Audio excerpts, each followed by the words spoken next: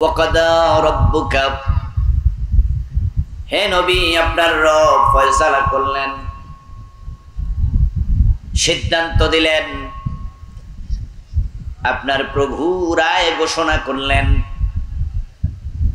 আল্লাহ তা'বুদু ইল্লা ইয়্যাহ। দুনিয়ার মানুষেরা শোনো, আল্লাহ ছাড়া কারো ইবাদত করিও না। ওমা খালাকতুল জিন্না ওয়াল ইনসা ইল্লা লিয়াবুদুন। অন্য আয়াতে আল্লাহ বলেন, আমি মানুষ এবং জিন জাতিকে আমার ইবাদতের জন্য বানাইছি। আরেক আয়াতে বলেন, আনি ইবুদুনি হাদা সিরাতুম মুস্তাকিম। তোমরা আমি আল্লাহর ইবাদত করো, আর এটাই হলো জান্নাতে পৌঁছার সোজা রাস্তা। আমার ইবাদত করলে জান্নাতে পৌঁছতে পারবা, এবং জান্নাতে পৌঁছার রাস্তা একটাই বানাইছি, ওইটা হলো ইবাদত। এজন্য যারাই জান্নাতে যাবে, হাসরের ময়দানে আল্লাহ তাআলা জান্নাত দেওয়ার আগে বলবেন, ফাদখুলি ফি ইবাদি, তারপরে বলবেন ওয়াদখুলি জান্নাতি। এই হাসরের ময়দানে উপস্থিত কোটি কোটি মানুষ, তোমরা শোনো, যারা জান্নাতে যেতে চাও তারা আগে আমার ইবাদতকারী বান্দাদের কাতারে দাঁড়াও। ফাদখুলি, প্রবেশ করো, ফি ইবাদি, আমার বান্দাদের কাতারে। বান্দাদের কাতারে চাইলেও সবাই প্রবেশ করতে পারবে না, কারণ সেদিন পরিপূর্ণ কন্ট্রোল থাকবে কার হাতে?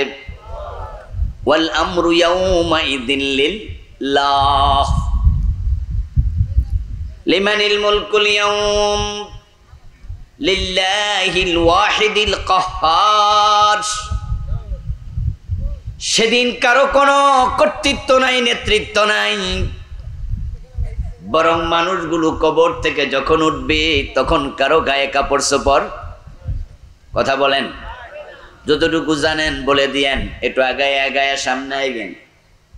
আমার প্রিয় ভাই, কবর থেকে যখন উঠবে পায়ে জুতা নাই, গায়ে কাপড় নাই, মাথায় টুপি নাই, সব মানুষ উলঙ্গ থাকবে। আল্লাহ সবাইকে কাপড়হীন করে বুঝাইলেন, আজকে তোদের করার মতো কোনো ক্ষমতাও নেই। এই যে আমরা আজকে এখানে অনেক মানুষ আছি, এখানে যে একবার গরিব, সেও কিন্তু একটা পুরান লুঙ্গি হইলেও পরে আইছে, যার কিছু নাই, সে একটা ছেঁড়া গেঞ্জি গায়ে দিয়া হইলেও আসছে।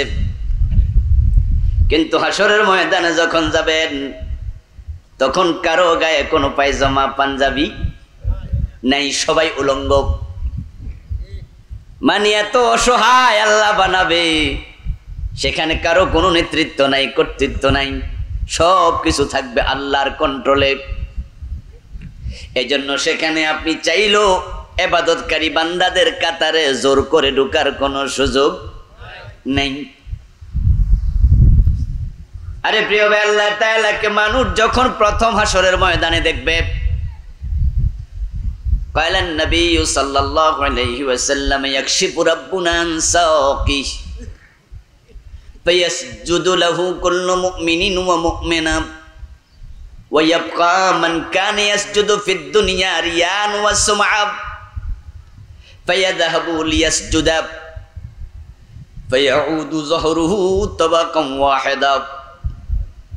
প্রিয় নবীজি বলছেন, আল্লাহ যখন বিচার করার জন্য প্রকাশিত হবেন, মানুষ আল্লাহকে দেখার সাথে সাথে সেজদায় চলে যাবে। কিন্তু যারা 2 নাম্বার নামাজি, দুনিয়ার লোক দেখাইতে নামাজ পড়ে, এমন কিছু নামাজি আছে না নাই? জোহর পরে, আসর পরে না, মন চাইলে মসজিদে যায়, মন চাইলে যায় না, শুধু জুমার নামাজ পড়ে, ওয়াক্তিয়া নামাজ পড়ে না, এমন নামাজিও আছে। পাকুন দিয়া আসেনি? ওয়াক্তিয়া নামাজে মানুষ হয় 1 কাতার 1.5 কাতার, জুমার দিন হয় 10 কাতার। তাহলে বোঝা গেল এর মাঝে অর্ধেক ওয়াক্তিয়া নামাজি না। জুমার নামাজ কেন পড়ে? কয় না হয় মানুষ কি কইব। এজন্য এমন নামাজি আছে সমাজে যারা মসজিদে আসে সবার পরে, আবার দৌড় মারে সবার আগে, শুধু কয় রাকাত, খুতবাটাও শোনে না। গরিব দিকে তাকায় ওরা দেখে মাত্র 1:01 বাজে, হুজুর তো 1:25 আগে খুতবা শুরু করবে না, তো এত আগে যাইয়া লাভটা কি? তাই সবার পরে মসজিদে ঢুকে কোন রকম 2 রাকাত পরে আবার দৌড় মারে। মানে হাজিরা দিয়া বুঝাইছে আমার বেনামাজি কোয়ার কোনো সুযোগ নাই, আমিও নামাজি। হাসরের ময়দানে সব মানুষ যখন সেজদায় চলে যাবে, প্রকৃত মুমিন প্রকৃত মুমিনা ওই 2 নাম্বার নামাজি গুলো তারাও চাইবে আজকে আমরাও আল্লাহর সেজদা দেব, না দিয়া থাকি কেমনে? প্রিয় নবীজি বলেন কিন্তু পারবে না। তাদের মেরুদণ্ডের হাড্ডি কাঠের মতো সোজা হয়ে থাকবে, তারা মাজাই বাঁকা করতে পারবে না, কারণ সেদিন মানুষ চাইলেও কিছু করতে পারবে না, সব কিছু নিয়ন্ত্রণ করবেন কে? তো যেখানে একজন মানুষ চাইলেও সেজদা দিতে পারবে না, মেরুদণ্ডের হাড্ডিটা বাঁকাই হবে না, এটা কাঠের মতো এমনি থাকবে, তো আল্লাহ জান্নাতে দেওয়ার আগে বলবেন ফাদখুলি ফি ইবাদি, আমার বান্দাদের কাতারে আগে ঢোকো। তারপরে এবার যারা ঢুকবে তাদেরকে বলবেন ওয়াদখুলি জান্নাতি, এবার তোমরা আমার জান্নাতে প্রবেশ করো। যতটুকু ওয়াজ আমি করলাম, আমি আবার একটু আইকিউ টেস্ট করি, ওয়াজ মনে রাখতে পারছেন কিনা একটু প্রশ্নের উত্তর দিলে আমি বুঝবো জান্নাতে ঢুকবেন আগে না আল্লাহর বান্দার কাতারে ঢুকবেন আগে। এর মানে হলো যারা আল্লাহর বান্দার কাতারে ঢুকতে পারেনি তারা জান্নাতে ঢুকতে পারবে না। এই জন্যই বলছে আনি ইবুদুনি হাযা সিরাতুম মুস্তাকিম, আমি আল্লাহর ইবাদত করো, এটাই হলো জান্নাতে যাওয়ার সোজা রাস্তা। তাহলে জান্নাতে যেতে হলে ইবাদতকারীর কাতারে ঢোকা দরকার আছে না নাই? দুনিয়ায় ঢুকবেন না মরার পরে? হ্যাঁ, কারণ যারা দুনিয়ায় ইবাদতকারীর কাতারে থাকবে না তারা আখিরাতেও ঢুকতে পারবে না। আল্লাহর হাবিব সাল্লাল্লাহু আলাইহি ওয়াসাল্লাম বলছেন যারা আমার দলের লোক তারা আমার সাথে জান্নাতে যাবে। রাসূলুল্লাহর উম্মত হবে ৭৩ দল, তার মাঝে রাসূলের দলে হবে মাত্র 1 গোষ্ঠী।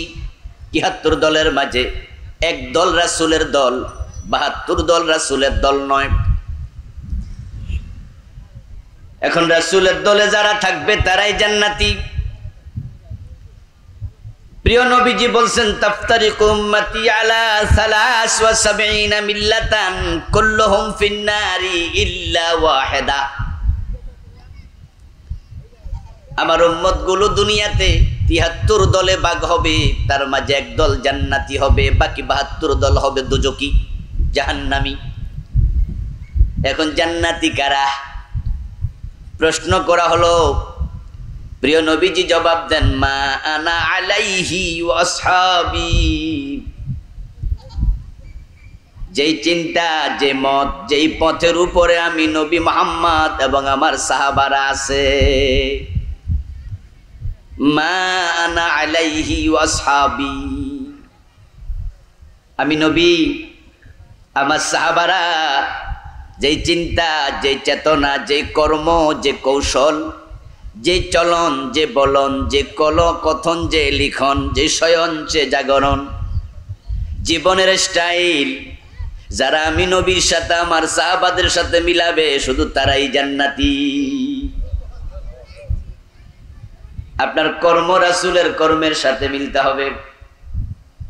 সাহাবায়ে কেরাম নিজের কর্ম রাসূলের সাথে মিলাইছে, তাই তারা জান্নাতি মানুষ, ঠিক না? রাসূল যেমনে বলতেন তারা তেমনে বলতো, রাসূল যেমনে খাইতেন তারা তেমনে খাইতো, রাসূল যেমনে ঘুমাইতেন তারা তেমনে ঘুমাইতো, তারা রাসূলকে কদমে কদমে পায়ে পায়ে অনুসরণ করত। আমার নবী দাড়ি রাখছে তাই সাহাবারাও দাড়ি রাখছে, আমার নবী টাকনুর উপরে কাপড়, টাকনুর নিচে কাপড় পরেনি, কোন সাহাবী পুরুষ টাকনুর নিচে কাপড় পরেনি। আমার নবী ধোঁকাবাজি করে নাই, মিথ্যা বলে নাই, সুদ খায় নাই, ঘুষ খায় নাই। তাই সাহাবাদের আমলের মাঝে এগুলো পাওয়া যায় না যে নবী সাহাবাদের মতো হবে। রাসূল বলে মান হাব্বা সুন্নতি ফাকাদ হাব্বানি ওয়া মান হাব্বানি কানা মাই ফিল জান্নাহ। আমার সিরত, আমার সুরত, আমার সুন্নাহ, আমার আদর্শ যে ব্যক্তি লালন করবে, পালন করবে, সে আমার সাথে জান্নাতে ঢুকবে। আল্লাহর হাবিবের আদর্শ মানেন, উনার দলে যোগ দেন। ইবাদতকারী যারা তারাই জান্নাতি, ইবাদতকারী তো তারাই যারা রাসূলের আদর্শ মানে, ঠিক কি না? রাসূলের আদর্শ মানাই তো ইবাদত।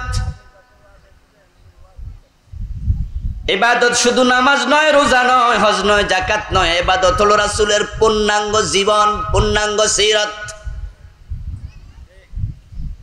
আল্লাহ নিজে বলেন মা তাকুমুর রাসূলু ফাখুযু ওয়া মা নাহাকুম আনহু ফান্তাহু।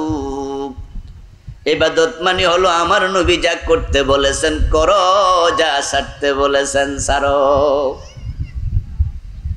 কিছু করণীয়, কিছু বর্জনীয়, এটাই হচ্ছে জীবনের সমন্বয়। আমরা যখন বাজার থেকে দাম দিয়া মাছ কিনে আনি, এই মাছের মাঝেও কিছু গ্রহণ আছে, কিছু গ্রহণীয়, কিছু বর্জনীয় আছে। আমরা যখন মাছ খাই তখন কি কাঁটাও খাই? হরিণের মাংস যদি আপনি কিনেন, 1 কেজি হরিণের মাংস 10,000 টাকা, 20,000 টাকাও যদি হয়, সুযোগ থাকলে আমরাও জীবন 1-2 বার কিনা পরিবারকে খাওয়াইতাম। কিন্তু এটা কিনতে পাওয়া যায় না অ্যাভেলেবেল। সুন্দরবনের পাশে যাদের বাড়ি তারা মাঝে মাঝে পায়। রাষ্ট্রীয়ভাবে এটা নিষিদ্ধ হরিণ শিকার করা। বলুন তো, যদি 1 কেজি হরিণের মাংস 50,000 টাকাও হয়, ওই মাংসের হাড্ডিটাও কি আমরা খেয়ে ফেলবো? প্রত্যেকটা জিনিসের মাঝে কিছু আছে করণীয়, কিছু আছে বর্জনীয়। প্রত্যেকটা জিনিসের মাঝে 2টা জিনিস থাকে, একটার নাম পজিটিভ আর একটার নাম নেগেটিভ। সব জিনিসের মাঝে 2টি দিক আছে। এখন আল্লাহ বলছে আমার রাসূল যেগুলো করতে বলেছেন করো, যেগুলো ছাড়তে বলেছেন ছাড়ো। এই 2টা একসাথে যে মানবে সেই হলো ইবাদতকারী। এই জন্য যে ইবাদতকারী হতে চায় সে রাসূলের দলে আসবে, নিজের নাম ইবাদতকারীর দলে ঢুকাবে। মরার পরে নয়, মরার আগে। কারণ দুনিয়া হচ্ছে এমন এক জায়গা যেখানে কর্ম করা হবে, হিসাব হবে না। আখিরাত এমন এক জায়গা যেখানে হিসাব হবে, কর্মের কোনো সুযোগ আর থাকবে না। 2টা 2 রকম। পরীক্ষার হলে ছাত্ররা যদি টিচারকে জিজ্ঞাসা করে স্যার এটা বুঝি না, ওইটা বুঝি না, তাহলে পরীক্ষার হলে যিনি নৈতিকতা সম্পন্ন টিচার তিনি বলেন এই বেটা বস, এটা বোঝোস না, ওইটা বোঝোস না, এটা পরীক্ষার হল, এটাকে আমি বুঝাইতে আসছি, যা বোঝো তা লেখো। আর তুমি যে কি বোঝো সেটাই তো যাচাই হবে, ঠিক কি না? পরীক্ষা দিয়ে তো সেটাই যাচাই হয় তুই বোঝোসটা কি। আমি কি কইতে আইছি? হ্যাঁ লেখ। আমার বন্ধু, পরীক্ষার হলে প্রশ্নোত্তর চলবে না, লিখো। আবার যখন তুমি ক্লাসে থাকো তখন তুমি টিচারকে না বুঝলেই প্রশ্ন করো। একজন দায়িত্ব জ্ঞান সম্পন্ন টিচার ছাত্র প্রশ্ন করলে তাকে ধমকায়া বসায়া দেয় না, বরং জানা থাকলে খোলা মনে তাকে শিখাইয়া দেয়। শিখানোর জায়গা কি পরীক্ষার হল? কথা বলতে হবে আপনাদের।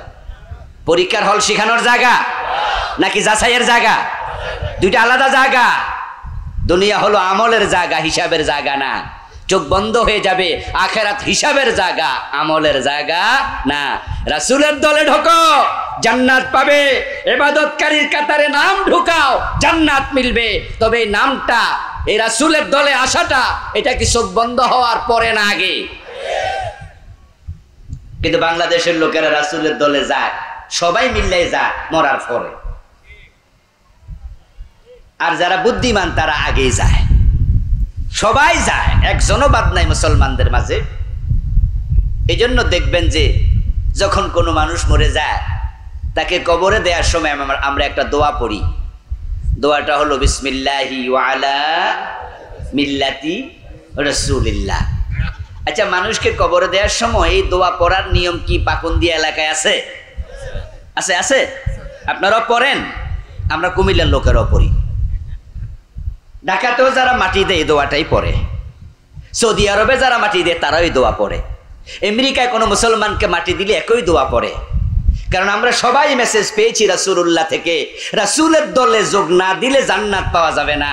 তাই আমরা বুদ্ধিমান, আমরা বেড়ারে দেওয়ার সময় কই আল্লাহর নামে রাসূলের দলে দিয়া দিলাম, যাওগা। এই যে সবাই মিলে মরা বেড়ারে রাসূলের দলে দিলেন, মরা বেড়া কি নিজে গেছে না আমরা ধাক্কাইয়া দিছি? তো যে নিজে যায় নাই পাবলিকে ধাক্কাইয়া দেয়, হেরে রাসূল নেবে কেন? রাসূল কি ঠেকায় পড়ছে? আমার প্রিয় ভাই, মরা লাশের দাম এক আনাও নাই। বরং কোনো মানুষ যখন মরে যায় তার আপন মাও তাকে রাতের বেলা একা একা পাহারা দিতে রাজি হয় না।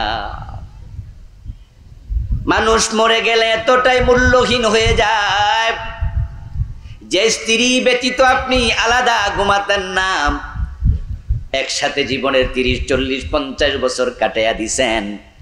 চোখ বন্ধ হওয়ার পরে দেখুন আপনার প্রিয়তমা স্ত্রীও আপনার লাশ রাতের বেলা একা একা পাহারা দিতে রাজি হবে না। আপনার চোখ বন্ধ হওয়ার পরে আপনি ভিন গ্রহের জাতি, আপনি ভিন গ্রহের মাখলুক। আপনারে পাবলিক দুনিয়ার মাখলুক মনে করে না। মরে যাওয়ার সাথে সাথে বাড়ির সবাই মিলে টেনশনে পড়ে যায়, কয় রাত আসার আগে আগে মাটি দিয়ে লাও। আর রাতে যদি মাটি দেয় বাড়ির যত লাইট আছে সব জ্বালায় রাখে। যদি বাড়িতে লাইট কম, মোমবাতি জ্বালায় রাখে। এবং বাড়িতে সবাই মিলে সজাগ থাকে। লাশের পাশে একা একা একজনও থাকবে না। মনে হয় যেন আপনি কি যে হয়ে গেছেন, অথচ আপনি যখন রূহ ছিল, চোখ খোলা ছিল, আপনি সবার কাছে আপনজন। কেউ আপনাকে ভয় পাইতো না। বরং আপনার সন্তান বাহিরে ভয় পাইলে, ঘরে এসে আপনার কোলে উঠলে, আপনারে জড়াইয়া ধরলে আব্বা কইয়া, তখন তার ভয় থাকতো না। আপনার স্ত্রী বাহিরে যায় রাতের বেলায় প্রস্রাব করতে গেছে, ইস্তেঞ্জা সারতে গেছে, ওখানে আম গাছ থেকে একটা আওয়াজ আসছে, বাঁশঝাড় থেকে আওয়াজ আসছে, আপনার বউ দৌড়াইয়া ঘরে ঢুকছে, আর আপনি তাকে আজা করে ধরছেন, জড়াইয়া ধরছেন। কি হয়েছে কি হয়েছে? আপনার বউর ভয় কাইটা গেছে। আপনার বুকের মাঝে কয় আমি ডরাইছি, ভয় পাইছি। আপনার কাছে আসলে ভয় যেত, প্রশান্তি পেত, সাহস পেত। আর আপনি মরে দেখেন, আপনারে দেখলে পাবলিক ভয় পাবে। আরে মাটি দেওয়ার পরে নতুন কবরে যাইতো ডরা। এমন এলাকাও আছে নতুন কবরের পাশে মানুষ যেতে চায় না। আমরা ছোটকালে রাস্তার পাশে যদি নতুন কবর থাকতো, মাগরিবের পরে গেলে জোরে জোরে গান গাইতে গাইতে যাইতাম, ডর ভাঙার জন্য। আরে যে গান পারে না হেতো গান গায়, কবরে নিকেরা আবার বেড়া উঠটা ধরে। আর নতুন কবরের উপরে যদি শিয়াল মিয়াল থাকে, আফসা আফসা অন্ধকারে দেখে দূর থেকে কেডা জানি লড়তাছে, তাহলে মনে করে বেড়াও মনে উঠটা বইছে। কি এক আশ্চর্য! আপনি মরে যাওয়ার পরে পাবলিকের কাছে আপনি ভিন গ্রহের প্রজাতি। যেই লাশের দাম এক আনা নাই, মা পাহারা দেয় না, বাপে পাহারা দেয় না, ওই লাশকে কাউরে মাগনা দিলে নেবে না। আর আপনি কোন বিসমিল্লাহি ওয়ালা মিল্লাতে রাসূলিল্লাহ, মরা লাশ রাসূলের দলে তুলে দিলাম। রাসূল কি ঠেকায় পড়ছে আপনাকে নিতে? আরেকটা বিষয় লক্ষ্য করবেন, এই যে সবাই মিলে মরা লাশ রাসূলের দলে তুলে দিল, যারা তুলে দিল তারা কি নিজেরা রাসূলের দলে যোগ দিয়েছে? সবাই বুদ্ধি আছে। বেড়া যেহেতু মইরা গেছে, বেড়ারে তুল্লা দে। আর আমরা যদি রাসূলের দলে যোগ দেই, তাহলে কি আমার ইউনিয়ন সভাপতির পর্দা থাকবো? আমি রাসূলের দলে যোগ দিলে আমি যে ইউনিয়নের সভাপতি, উপজেলা সেক্রেটারি, আমি অমক, আমি তমক, অমক দল তমক দলের, আমার পদ থাকবো না। তাই আমি আপাতত রাসূলের দলে যাবো না, তবে মরলে তোরা আমার তুলে দিস, যখন দুনিয়ার পদ থাকবে না। অতি চালাকে, অতি চালাকে। আমার বন্ধু রাসূলুল্লাহর দল আছে, যেহেতু আমরা নিজেরাই বলছি বিসমিল্লাহি ওয়ালা মিল্লাতি রাসূলিল্লাহ, রাসূলের দলে তুলে দিলাম। তো রাসূলের দল না থাকলে রাসূলের দলে মরা লাশ তুলে দিলেন কেমনে? নিশ্চয় রাসূলের একটা দল আছেই। তাই তো আপনি তুলে দিছেন। এখন রাসূলের দল, রাসূল যদি আজকে জীবিত থাকতেন এই দেশও তিনি নিশ্চয়ই আল্লাহর কোরআনের দল করতেন। কারণ মদিনায় যখন রাসূলের দল ক্ষমতায় ছিল 10 বছর, তখন দেশ চালাইছে মানুষের আইনে না, আল্লাহর কোরআনের আইনে। রাসূলুল্লাহর পরে আবু বকর যখন ক্ষমতা আসলেন উনিও রাসূলের দলের সদস্য। ওমর যখন ক্ষমতা আসলেন উনিও রাসূলের দলের লোকের সদস্য। ওসমান আলী সদস্য। তারা যখন 30টা বছর প্রিয় নবীজির পরে দেশ চালাইলেন, অদ্য দুনিয়া শাসন করলেন নিজের মন মতো না কোরআনের আইন মতো? তো রাসূলের দল মানে আল্লাহর কোরআনের দল। আল্লাহর কোরআনের দল বাংলাদেশেও আছে না নাই? ওই দলে আপনি ঢুকছেন কিনা এটাই প্রশ্ন। যদি না ঢোকেন জান্নাতীদের দলে আপনার নাম নেই।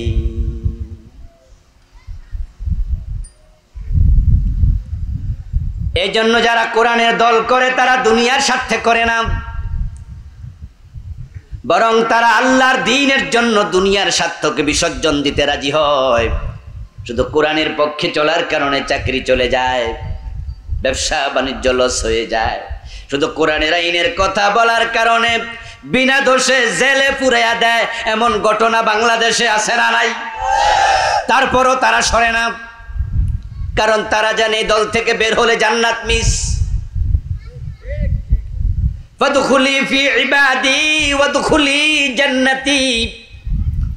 আমার গোলামের দলে আসো, আমার বান্দার কাতারে ঢোকো, তারপরে জান্নাতে যাও। ইবাদতকারী হলে আপনি জান্নাত পাবেন। বাংলাদেশের লোকেরা মনে করে ইবাদত মানি নামাজ, রোজা, হজ, যাকাত কয়েকটা করতেছি, দ্যাটস এনাফ। আপনি ভুল করলেন। কিছুক্ষণ আগে কোরআন থেকে ইবাদত নিয়ে একটি আয়াত বলেছি, ছোট্ট আয়াত। মাতাকুমুর রাসূলু ফাখুযুহু ওয়া মা নাহাকুম আনহু ফান্তাহু। আমার রাসূল যা করতে বলেছেন করো, যা ছাড়তে বলেছেন ছাড়ো। আমি আপনাদের কাছে এবার জবাব চাইবো, নামাজ পড়তে কি রাসূল বলেন নাই? সুদ ছাড়তে বলেন নাই? এখন নামাজ পড়ে আবার সুদ ছাড়ে না এমন নামাজি আছে না নাই? নামাজও পড়ে সুদে টাকাও লাগায়।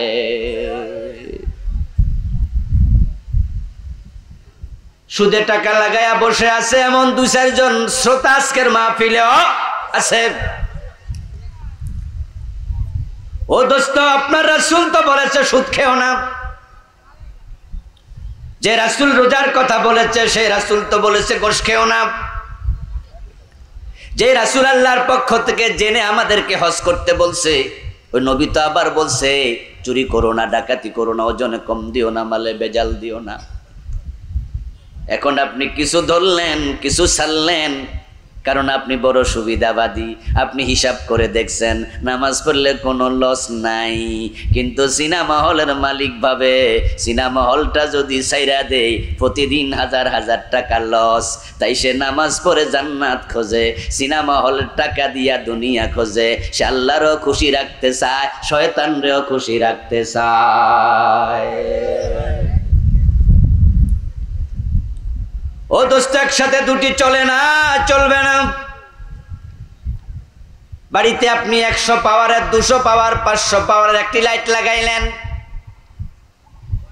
ওই জারবাতির দাম যদি কোটি টাকা হয়, বিশাল বড় জারবাতি লাগাইলেন, কিন্তু তার যে জায়গাতে 2টা তার ঢুকাতে হয় ওই জারবাতির ভিতরে, লাইটের ভিতরে দেখবেন 2টা হোল্ডারের ভিতরে 2টা পয়েন্ট, একটা পজিটিভ আর একটা নেগেটিভ।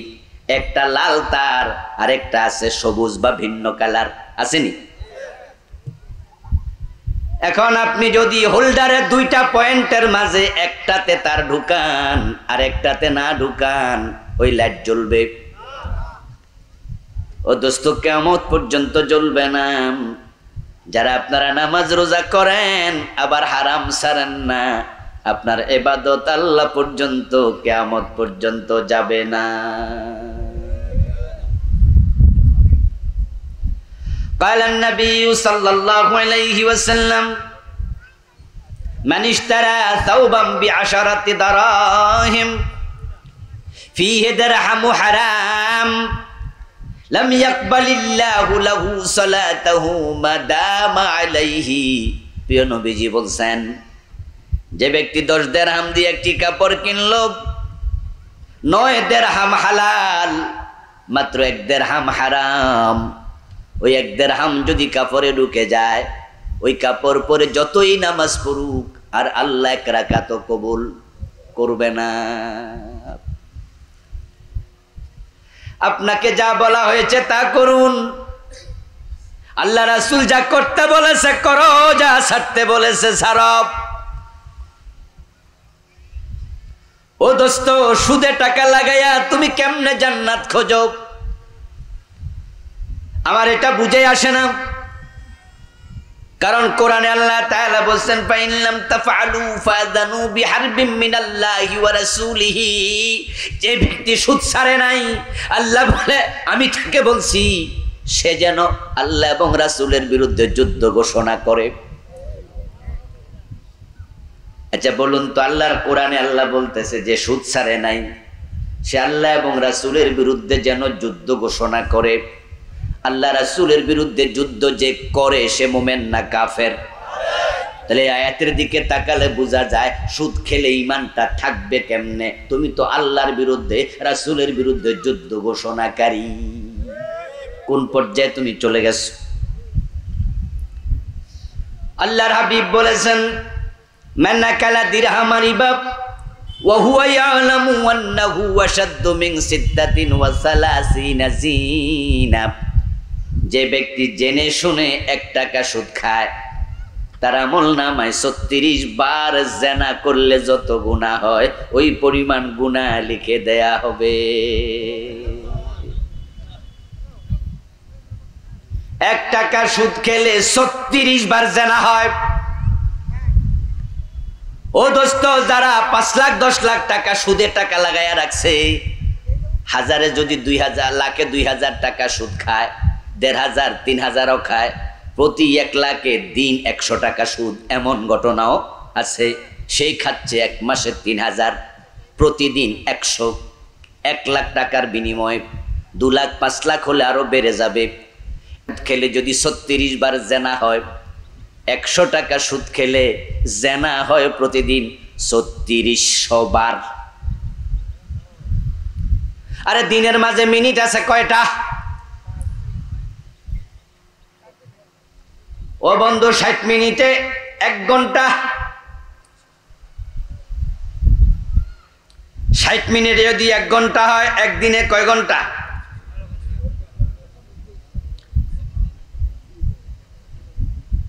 60 মিনিট 1 ঘন্টা, তাহলে 24 ঘন্টায় মিনিট হলো 1440।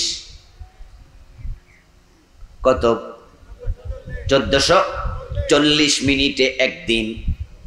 100 টাকা সুদ খাওয়া মানে 3600 বার জেনা। তাহলে কি দাঁড়ালো? যে ব্যক্তি দিন 100 টাকা সুদ খাবে সে প্রতি মিনিটে 2.5 থেকে 3 বার জেনাকারী।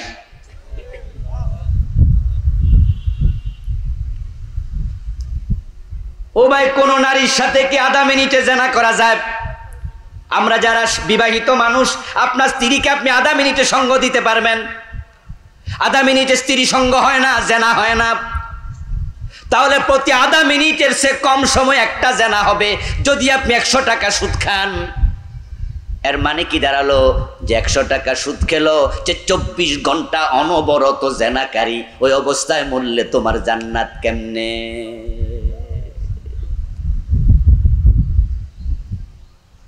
অন্য হাদিসে পাওয়া যায়, লিররিবা 73 বাবান আইসারুহা ইয়ানকিহুর রাজুলু উম্মাহু। প্রিয় নবীজি সাল্লাল্লাহু আলাইহি ওয়াসাল্লাম বলেন, সুদ খেলে 73টা বড় বড় গুনাহ হয়। সবচেয়ে ছোট গুনাহটা হলো নিজের মায়ের সাথে জিনা করা।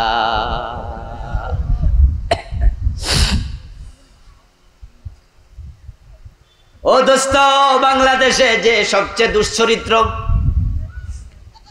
যে বেটা তারে পুরা জীবনে 50 বছর হায়াত পাইছে, 15-20 বছর বয়স থেকে জেনা শুরু করছে, দিন 2বার 3বারও জেনা করে, এমন পয়সাওয়ালা প্রতিদিন নতুন নতুন জেনাকারী মেয়ে পায়। ঢাকা শহরে আছে, টাকা দিলে কত মেয়ে আসে। এমন দুশ্চরিত্র পয়সাওয়ালা জেনা করতে করতে 500, 1000, 2000, 3000 বার জেনা করছে, পুরাটা জীবন শেষ কইরা দিছে। ওই বেডারে জিজ্ঞাসা করবেন, তোমার মায়ের সাথে কোনোদিন জেনা করছো নি? সে আপনারে থাপ্পড় মাইরা দেবে। কি কইলি? কি কইলি? আমি কি এত খারাপ? কথা বুঝেন? কিন্তু যে দিন 2-3 বার জেনা করছে, আমি তার কথা বলছি। এমন লোক মনে বাংলাদেশে নাই। এত জেনা করে নাকি মানুষ? এত খারাপ যদি কেউ থাকে আর ওরে যদি জিগান, এই মিয়া তুমি মায়ের সাথে জেনা করছো, আপনার থাপ্পড় মাইরা দেবে। কি কইলি? আমি এত খারাপ? আর আপনি নামাজ পড়েন, রোজা রাখেন, টুপি আছে, দাঁড়িয়ে আছে, ইমামের পিছনে দাঁড়ায়া নামাজ পড়ছেন, অথচ আপনি সুদে টাকা লাগাইছেন। তাহলে আপনি টুপি দাড়ি লইয়া নিজের মায়ের সাথে জেনাকারী।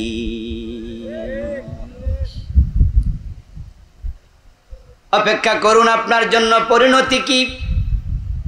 قال النبي صلى الله عليه وسلم أتيت ليلة أسري بي على قوم بطونهم كالبيوت فيها الحيات ترى من خارج بطونهم।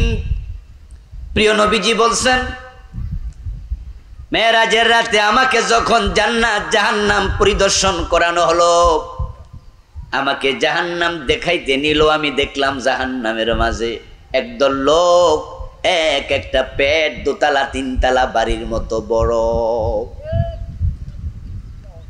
বতনহুম কাল বুয়ুতি, তাদের পেটগুলো বড় বড় বিল্ডিং এর মতো। ফিহাল হাইয়াত, ওই পেটের মাঝে বড় বড় অজগর সাপ সবল মেরে মেরে মাংস খাবলে খাবলে খাচ্ছে। তোরা মিন খারিজি বুতুনিহিম, পেটের বাহির থেকে অজগর সাপের সে সবলের দৃশ্য দেখা যায়। আমি জিবরিল আমিনকে প্রশ্ন করলাম, ও জিবরিল, মান হাউলা, এই অভিনব শাস্তি প্রাপ্ত মানুষগুলোর অপরাধ কি, তারা কারা? জিবরিল আমিন জবাব দেন, হাউলা ইয়াকালাতুর রিবা, এই লোকগুলা হলো দুনিয়ায় সুদখোর। তাহলে আপনার নামাজ রোজা আল্লাহ পর্যন্ত পৌঁছে নাই। এই জন্য প্রিয় নবী যা করতে বলেছেন করেন, যা ছাড়তে বলেছেন ছাড়েন। আপনি আপনার মতো করে চললে হবে না, আপনি আল্লাহর মতো চলা লাগবে। আপনি আল্লাহর গোলাম, আল্লাহ যা বলে তা মানতে আপনি বাধ্য। ইবাদত শব্দের অর্থই তো গোলামি। ইবাদত আব্দুন থেকে এসেছে, গোলাম, আপনি গোলাম। নিজেকে ভিআইপি বাবার কোনো সুযোগ নাই। আজ থেকে 150 বছর আগে, 200 বছর, 300 বছর আগে পৃথিবীতে গোলাম, দাস দাসী বাজারে বিক্রি হতো। আমেরিকার প্রেসিডেন্ট আব্রাহাম লিঙ্কন পৃথিবী থেকে গোলামি প্রথাকে উচ্ছেদ করেছে। আজকে যে আমেরিকাতে কালো চামড়ার মানুষগুলো, আমেরিকাতে হোয়াইট কালার মানুষই বেশি, সাদা চামড়ার বেশি। কালো চামড়ার যারা আছে তারা হচ্ছে আফ্রিকার মানুষ, যাদেরকে রেড ইন্ডিয়ান বলা হয়। আমেরিকার লোকের আফ্রিকা থেকে তাদেরকে কিনে আনতো দাস বানিয়ে। আব্রাহাম লিঙ্কন তিনিও ছিলেন কালো চামড়া। আমেরিকার বড় স্বনামধন্য প্রেসিডেন্ট, জাতিসংঘে বিল উত্থাপন করলেন। তখন তার সময়ে পৃথিবী থেকে দাসত্ব প্রথাকে নির্মূল করা হয়েছে।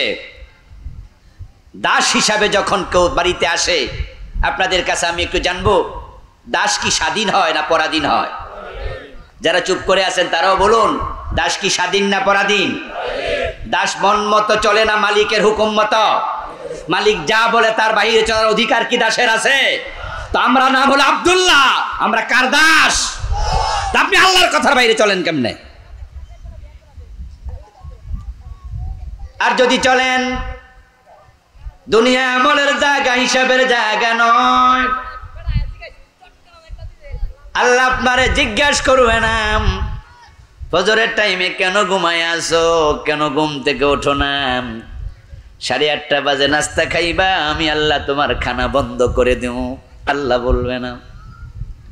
সিনেমা হলে চলে গেছেন, আল্লাহ বলবে না থামো। সিনেমা হলে ঢুকলে অক্সিজেন বাস বন্ধ করে দেব, নিঃশ্বাস না নিয়ে মরে যাইবা না, এমনটা হবে না। মদ পান করার সময় আল্লাহ ফেরেশতা পাঠায় বলবে না তার কণ্ঠনালী চাপ্পা ধর, খাইতে যেন না পারে। না না, দুনিয়া আমলের জায়গা, হিসাবের জায়গা না। আর মরার পরে আখেরাত হিসাবের জায়গা, ওটা আমলের জায়গা না। তাই আল্লাহর গোলামি না করে যদি মরো, হিসাবের দিনে এমন ধরা খাইবা সেখানে বাঁচানোর কোনো লোক পাওয়া যাবে না। এই জন্য সোজা হয়ে যান, ইবাদত করেন, আল্লাহর গোলামি করে জীবন কাটাইয়া দেন, হারাম ছেড়ে দেন। না হয় প্রত্যেকটা অন্যায় আপনার জীবনের জন্য বড় বিষাদ টেনে আনবে, আপনাকে দুর্বিষহ জীবনে ধাক্কায়া ফেলে দেবে। আমার বন্ধু, আমার পুরুষ ভাইদের ব্যাপারে কিছু কথা বললাম, হারাম খাবেন না, নামাজ পড়ে, কিন্তু আবার মেয়েদের মাঝে আছে যারা নামাজি অথচ বোরকা পরে না, নামাজ পড়ে স্বামীর কথা মেনে চলে না। এমন বোন, এমন মেয়ে বাংলাদেশে আছে না নাই? এই যে তারা ইবাদতের ক্ষেত্রে নামাজ ধরলো, পর্দা ধরলো না, কিছু মানবা কিছু মানবা না, সুবিধাবাদ জিন্দাবাদে মোমেন হওয়া যায় না। আজকে পর্দার দারুণ ঘাটতি। যত নারী জাহান্নামে যাবে, বাংলাদেশের বর্তমান প্রেক্ষাপটের দিকে তাকাইলে বোঝা যায় বেপর্দার কারণে নারীরা জাহান্নামে যাবে সবচেয়ে বেশি। ঢাকা শহরে রাস্তাঘাটে বের হলে বুঝাই যায় না এটা মুসলমানের দেশ। যদি রাস্তা দিয়ে 100 মেয়ে হেঁটে যায়, তার মাঝে 95টাই বোরকা ছাড়া। আবার বোরকা ছাড়া যারা যায় ওদের মাঝে 80% চুল ছাড়া। লিপস্টিক দেয়, স্কার্ফ পরে, তারপরে লিপস্টিক দিয়ে সেজে গুজে বের হয়। এটা কি পর্দা? ওয়ালা ইউবদিনা যিনাতাহুন্না ইল্লা মা যাহারা মিনহা। নারীরা তাদের দেহের সৌন্দর্য প্রকাশ করতে আল্লাহ মানা করলেন, তবে হ্যাঁ, যা আপনা আপনি প্রকাশিত হয়ে যায় তা ব্যতীত। একজন নারী বোরকা পরে বের হলো, তার গায়ের বোরকারও একটা সৌন্দর্য আছে। মাথার মাঝে সে স্কার্ফ পরলো, নেকাব পরলো, চোখ মুখ ঢেকে ফেললো, ওই নেকাবেরও একটা সৌন্দর্য আছে। নতুন কাপড় পরলে একটা সৌন্দর্য আছে, ওই কাপড় পরার কারণে ওই সৌন্দর্যের জন্য আল্লাহ ধরবে না। কিন্তু দেহের সৌন্দর্য নিজ থেকে অন্যের সামনে প্রকাশ করতে মানা করছে কে? অথচ চুল ছেড়ে দিয়া চুলের সৌন্দর্য দেখায়। কাপড় এমন ভাবে পরে নিজের কাপড়ের ভিতর থেকে গায়ের পশমস দেখা যায়, এমন পাতলা কাপড় আছে না নাই? তাকাইলে বোঝা যায় না কাপড় শাড়ি না মশারি। এবং কাপড় পরে এমন মেয়েও আছে নাভিটা পর্যন্ত দেখায়া রাখে, এমন হারামি আছে না নাই? বুকে ওড়না পরে না। ও বন্ধু, নিজের সৌন্দর্য পুরুষকে দেখায় যে নারী, হাসরের ময়দানে তার প্রতিটা চুল সাফ হয়ে তাকে সবল মারবে। যদি কোনো নারীর সৌন্দর্যের দিকে পুরুষ তাকায়, প্রিয় নবীজি সাল্লাল্লাহু আলাইহি সাল্লাম বলেছেন, আন-নাজরু সাহামুম মাসমুম মিন সিহামি ইবলিস। পুরুষের লোলুপ দৃষ্টি এক একটা শয়তানের বিষ মিশানো তীরের মতো। 1000 লোক যদি কোনো নারীর সৌন্দর্য দেখে, তাহলে প্রত্যেকের আলাদা করে একটা গুনাহ হলে 1000টা হবে, আর ওই নারীর একাই 1000 কবিরা গুনাহ হয়ে যাবে। এজন্য নারীদের পর্দার ব্যাপারে রাসূলুল্লাহ গুরুত্ব দিয়েছেন এত বেশি। তিনি বলেছেন তার মেয়েদেরকে, তার স্ত্রীদেরকে বেপর্দায় ঘর থেকে বের হইও না। আমার আল্লাহ বলছে, ওয়াকারনা ফি বুয়ুতিকুন্না ওয়ালা তাবাররাজনা তাবাররুজাল জাহিলিয়াতিল উলা। তোমরা ঘরে থাকো, জাহিলিয়াতের যুগের মতো, প্রথম জাহিলিয়াতের যুগে বেপর্দা নারীদের মতো ঘর থেকে বের হইও না। আমার আজকের ওয়াজ যে মায়েরা মহিলা প্যান্ডেলে আমার বোনেরা শুনতেছে, উনারা কিন্তু অধিকাংশ বোরকাওয়ালা, কিন্তু এক জায়গায় সমস্যা আছে, সেটা হচ্ছে মা বোরকা পরে নিজের যুবতী মেয়েটাকে বোরকা ছাড়া স্কুলে পাঠায়। এমন মা আছে না নাই? বাবা হাজী সাহেব নিজের মেয়ে বোরকা ছাড়া কলেজে পাঠায়, এমন বাবা আজকের মাহফিলে।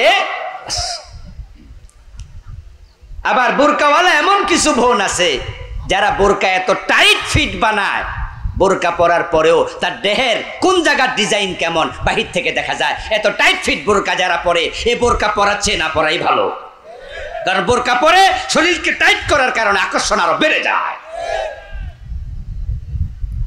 এই জন্য প্রিয় নবী বলছে, কিয়ামতের আগে এমন কিছু নারী বের হবে, কাসিয়াতুন আরিয়াতুন মাইলাতুন মুমিলাত।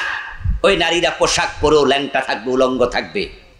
একজন নারী পোশাক না পরলে তার দেহটা যেমন ক্লিয়ার বোঝা যায়, ঠিক কাপড় পরার পরেও আরো বেশি বোঝা যায়। আমার ভাইয়েরা, বোঝানোর জন্য বলছি, যে সমস্ত মেয়েদের বয়স 40, 45, 50 হয়ে যায়, ওই মেয়েরা যদি কাপড় না পরে হাঁটতো, তাহলে মানুষ তাকাইয়া বুঝতো যে 2-3 বাচ্চার মা। বাচ্চারা দুধ খাওয়ার কারণে তাদের ফিজিক্যাল অবস্থা ঢিলে ঢিলে হয়ে যাবে, এটা স্বাভাবিক। আমরা আমাদের মায়েদের দুধ খেয়েছি, 2-3টা বাচ্চা দুধ খাইলে মায়েদের দেহের ডিজাইন শক্ত থাকে না, ঢিলে ঢালা হয়, এটা দুনিয়ার নিয়ম। কিন্তু যখন ওই মেয়েটা কাপড় পরা অতিরিক্ত কিছু পরে, টাইট ফিট পরে, তখন তাকে ইয়াং মেয়ে মনে হয়। পর পুরুষের চোখ আরো বেশি যায়, ল্যাংটা থাকলে এত চোখ যাইতো না। কাসিয়াতুন আরিয়াত, কাপড় পরেছে উলঙ্গ, মাইলাত মুমিনাত, সে অন্য নারীর পুরুষের প্রতি আসক্ত, অন্য পুরুষকে তার প্রতি করে আসক্ত। প্রিয় নবী এবার কি বললেন? লা ইয়াজিদনা রিহাল জান্নাহ। এই চরিত্রের নারী যারা আছে, তারা জান্নাতে যাওয়া দূরের কথা, জান্নাতের সুঘ্রাণটাও পাবে না। অন্য হাদিসে আসছে জান্নাতের সুঘ্রাণ 40 বছরের দূরত্ব থেকে পাওয়া যায়। এর মানে হলো এই জাতীয় বেপরদা নারী জান্নাতের 40 বছর দূরত্ব যেতে পারবে না, এত দূরে আল্লাহ ধাক্কায় সরাইয়া রাখবে। বোরকা পরার পরে বোরকার পিছন দিয়া রশি একটা বাইন্দা তারপরে টান মারে, টান মাইরা মাজাজে কেমন সাইজ এটা বুঝাইতে হইব। নাউজুবিল্লাহ পড়েন। এই আমার বোন, তুমি বোরকা পরছো নিজের ইজ্জত হেফাজতের জন্য, পর পুরুষ থেকে তোমার দেহটাকে সেভ করার জন্য। তো তুমি নিজেই যে পিছন দিয়ে একটা রশি বান্দা, এটা টাইন্না বান্দা রাখছো, তাহলে তুমি যখন হাঁটো পিছন থেকে তোমার দেহের ডিজাইন দেখা যায় না? তো কি করলা এটা? এই জন্য বোরকা হবে ঢিলে ঢালা।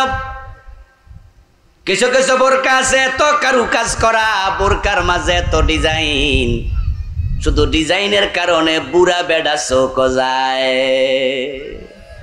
তো বোরকা পরেছিল অন্য পুরুষ থেকে নিজেকে সেফ রাখবে, দূরে রাখবে, কিন্তু বোরকার মাঝে এত ফুতি, এত নকশা, এত ডিজাইন, বরং শুধু বোরকার কারণে পরপুরুষ তাকাচ্ছে। তো কিসের বোরকা এটা? পর্দার ব্যাপারে সতর্ক থাকবেন আপনারা। যে নারী পর্দা করবে না, ওই নারীর অভিভাবক দায়ুস। স্ত্রী পর্দা করে না, স্বামী দায়ুস। মেয়ে পর্দা করে না, বাবা দায়ুস। বোন পর্দা করে না, ভাই দায়ুস। আমি 3 বার দায়ুস শব্দটা বলেছি, এটা নারীকে বলছি না তার অভিভাবককে। তাহলে নারী কিন্তু দায়ুস নাম। আপনার মেয়েটা বেপরদায় যদি চলে, আপনি বাবা, আপনি কি রাসূল দায়ুস বলেছে? কালান নবী সাল্লাল্লাহু আলাইহি ওয়াসাল্লাম, আদ-দায়ুস লা ইয়াদখুলুল জান্নাহ, দায়ুস জান্নাতে যাবে না। কিলা ইয়া রাসূলুল্লাহি ফামাদ দায়ুস। কোন একজন সাহাবী প্রশ্ন করলেন, হে প্রিয় নবী, দায়ুস কাকে বলে? আল্লাহ রাসূল বলছেন, লা ইউবালি মান ইয়াদখুলু ফি আহলিহি। দায়ুস হলো ওই পুরুষ, যে পুরুষ তার ঘরে কোন পুরুষ প্রবেশ করে, তার মেয়ে, তার বউ, তার বোন কার সাথে মিশে, এ বিষয়ে সে কোনো খবর রাখে না। আপনার মেয়ে প্রেম করে, আপনার মেয়ে খালাতো ভাই স্বাস্থ্য ভাই সবার সাথে মিশে, আপনি নিজের মেয়েটাকে যুবক প্রাইভেট টিচারের কাছে একা একা পড়তে দেয়, এমন বাবা আছে না নাই? আপনার মেয়ে পরে ক্লাস 9-এ 10-এ যুবতী, আপনার প্রাইভেট টিচারটা ইন্টারমিডিয়েটে অনার্স ফার্স্ট ইয়ারে পড়ে। এই একটা যুবক একটা যুবতী যখন একা একা একসাথে বসে লেখাপড়া করে, ওই দুইজনের মাঝে আরেকজন থাকে, তার নাম হলো ইবলিস। এই জন্য প্রিয় ভাই, হাসরের ময়দানে জাতীয় মেয়ে বাবার বিরুদ্ধে আল্লাহর কাছে মামলা দেবে। আল্লাহ যখন বলবে এই মেয়েটাকে জাহান্নামে ফেলে দাও, জাহান্নামে ফেলে দাও, তখন মেয়েটা বলবে আল্লাহ আমি জাহান্নামে একা কেন যাব? নাজআলহুমা তা'তা আকদামিনা লিয়াকুনা মিনাল আসফালিন। আমার বাবা যদি আমারে বোরকা সিলাইয়া দিত, আমি তো আজকে জাহান্নামী হতাম না। কত মেয়ে বলবে আল্লাহ আমার বাবারে ডাকো, আমার বাবা নিজের টাকা খরচ করে আমারে ক্লাস 2 থেকে নাচ শিখাইছে। কত মেয়ে বলবে আল্লাহ আমার বাবা নিজেই তো আমারে অভিনয় শিখাইছে, নাটক শিখাইছে, শুটিং স্পট আমার বাবা নিজেই তো গাড়ি চালায় আনিছে, আমি পর পুরুষের লগে নাচানাচি কিলাকিলি করছি, কত ডলাডলি লাফালাফি করছি, সিনেমার নায়িকা ছিলাম, আমার বাবা হাততালি দিয়া কইছে দারুণ হইছে, তো আমি আজকে একা দোজকে যাব কেন? ওই বাবারে ডাকো, পায়ের তলায় রেখে জাহান্নামে যেতে চাই।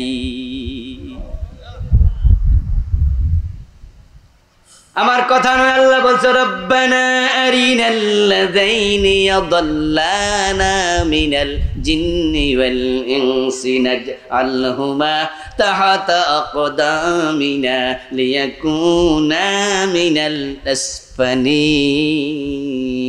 আল্লাহ আমার বাবা আমার মা আমারে মানুষের মতো মানুষ করে নাই, তারা যদি কোরআনমুখী করত আমি জান্নাত পেতাম। বাবা আমারে কোরআন শিখায় নাই, মা আমারে পর্দা করায় নাই, বরং উল্টা সারে গামা শিখাইছে, এমন বাবা মা আছে না নাই? নিয়ে আসো, পায়ের তলে রেখে জাহান্নামে যেতে চাই। ও প্রিয় ভাই, কু আনফুসাকুম ওয়া আহলিকুম নারা, জাহান্নাম থেকে বাঁচলে হবে না, পরিবারকে বাঁচাও। সাবধান হয়ে যান, ইবাদতকারী হন। ইবাদত মানে তো হলো হিয়া কাজাউল হায়াত বিহাসবি আওয়ামিরিল্লাহি তাআলা ওয়া নাওয়াহি। আল্লাহ এবং রাসূল যা বলেছে তার আলোকে পুরা জীবন পরিচালনা করার নাম ইবাদত। আমার রাসূল যেমনে খাইছে তেমনে খাও, খাওয়াটাও ইবাদত। আমার রাসূল যেমনে ঘুমাইছে ওভাবে ঘুমাও, ঘুমটাও ইবাদত। আমার রাসূল যেমনে কথা বলেছে ওভাবে কথা বলা, মুস্কি হাসি দিয়া কথা বলাটাও ইবাদত। সুবহানাল্লাহ পড়েন। কাউলুম মা'রুফুন সাদাকা, কোন মানুষকে একটা ভালো কথা বলবেন, রাসূল বলেছে ভালো কথা, এটা ইবাদত। আমার রাসূল যেমনে বিয়ে করছে এমনি বিয়ে করা ইবাদত। রাসূল যেভাবে ব্যবসা করেছে সেভাবে ব্যবসা করা ইবাদত। এখানে আমার সামনে অনেক ব্যবসায়ী ভাইয়েরা আছেন। প্রিয় নবীজি বলেছেন সাতাজিরুস সাদুকুল আমিন মা'আন নাবিয়্যিন ওয়াস সিদ্দিকিন ওয়াস শুহাদা। যে ব্যক্তি সত্যবাদী ব্যবসায়ী হবে তার হাসর হবে নবীদের সাথে, সিদ্দিকদের সাথে, আল্লাহর শহীদ বান্দাদের সাথে। সত্যবাদী ব্যবসায়ী হলে ব্যবসা ইবাদত, প্রতিটা কাজ ইবাদত। এবার বলুন তো, বিশ্বনবী যেভাবে রাষ্ট্র চালাইতে 10 বছর, ওভাবে কোরআন দিয়ে রাষ্ট্র চালানো, এটা কি ইবাদত নয়? এটা ইবাদতের ভিতরে আছে না নাই? বরং এটা সবচেয়ে বড় ইবাদত। কারণ কোরআন দিয়া দেশ চালাইলে নিজে জান্নাতের পথে চলা যায়, পুরো জাতিকে জান্নাতের পথ দেখানো যায়, জান্নাতের পথে চলা সহজ হয়ে যায়।